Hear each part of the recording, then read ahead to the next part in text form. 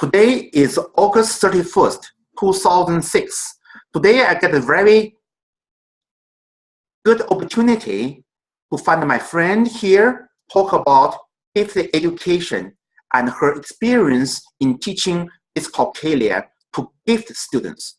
Because this weekend, she's going to train Renard teacher who professionally teach gifted students about what is Dyscalculia and how to recognize Dyscalculia and how to help them.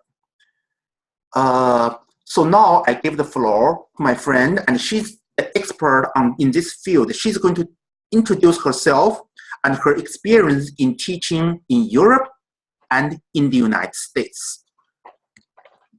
Hello, good afternoon. I am Anneke Schreuder, and I really appreciate this opportunity to talk about Dyscalculia, and in particular, the relationship with gifted education.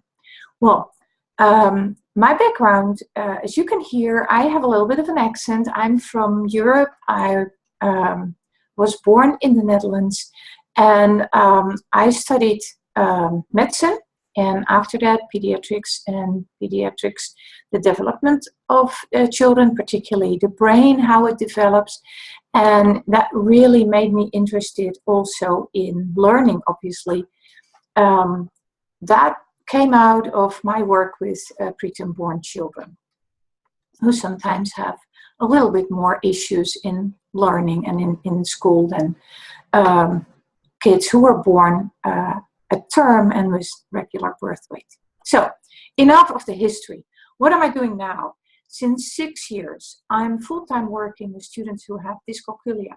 I started to be interested in dyslexia at first. I was trained as a dyslexia tutor, and I saw that there were some students with dyslexia at one moment really struggling with reading, but at another moment absolutely gifted, thinking out of the box, being ahead of their game in school.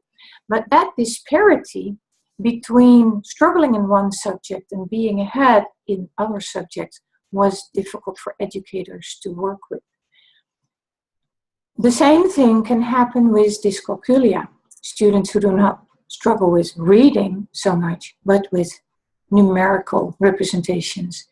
They might be able to count real objects, but they very often struggle with written numbers, with calculation, multiplication tables. They struggle with imagining really large numbers. They have trouble with the place value system that we use here, and it can help them to use their strengths, sometimes in visual learning, to explain important concepts that would otherwise be really, really difficult for them. One of the subjects that I'm working on a lot with students is fractions. That can be complicated, and in particular, the relationship between fractions, decimals, and percent.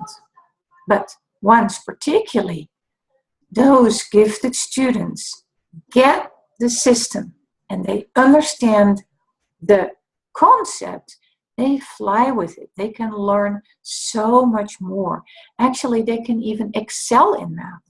I have been helping students who were struggling at first in math, but when they got it in the way that it was presented, in a way that their brain could absorb it, the material, and really understand it, they actually became the top of their class. And they were already gifted in other areas as well.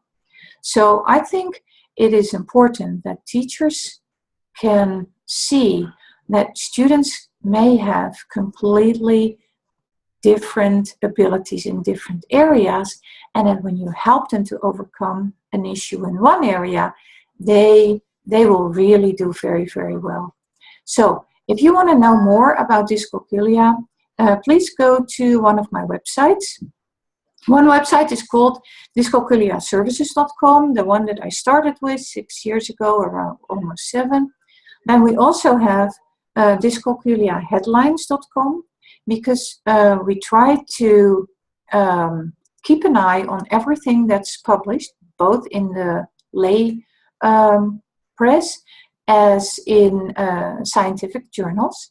And we read out for you what is really interesting to know. And we present that not only in the website dyscalculiaheadlines.com, but also on a podcast that you can find in the iTunes store. And also the link is on the Headlines website. It's free.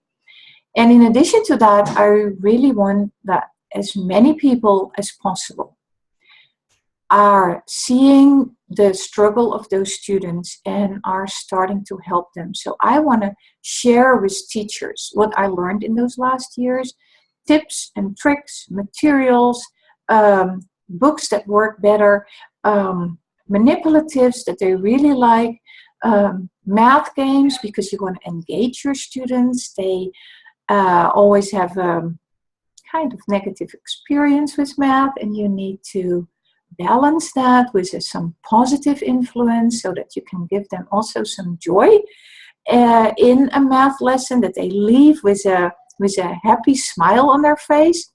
So I talk to teachers about materials, methods, manipulatives, and games, both in webinars that I repeat every month. There's a whole series of 5 webinars that take about an hour.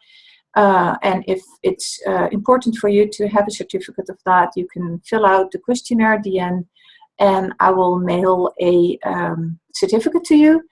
Last but not least, I also do workshops. So if you really want to get hands-on experience how to help those kids, please look at my other website, which is either webinars at dyscalculiatrainingcenter.com or www.dyscalculiatrainingcenter.com, and you find information on my new workshop that will be here in Houston on Saturday, November 5th. And I hope to see you all. If you have a specific question, do not hesitate to email me, and I will try to answer your questions. Now, I want to really thank Mr. Fuyuha for this wonderful opportunity to share my experiences with you. Thank you so much.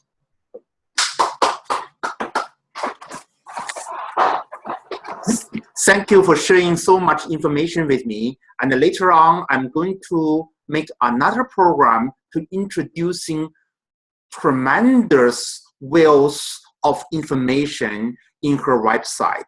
Because she spent so much time, she told me actually every week search for good online program on teaching math. Because she shared all this information with me and she already did political control, so I can trust her judgment. So I can share this information and wealth with parents, with fellow educators all over the world. So later on, we're going to build a virtual teachers association. So we can share information from Europe, from Netherlands, France, China, people in the United States. So we only search for the best program for the benefit of our students. Thank you so much for your attention.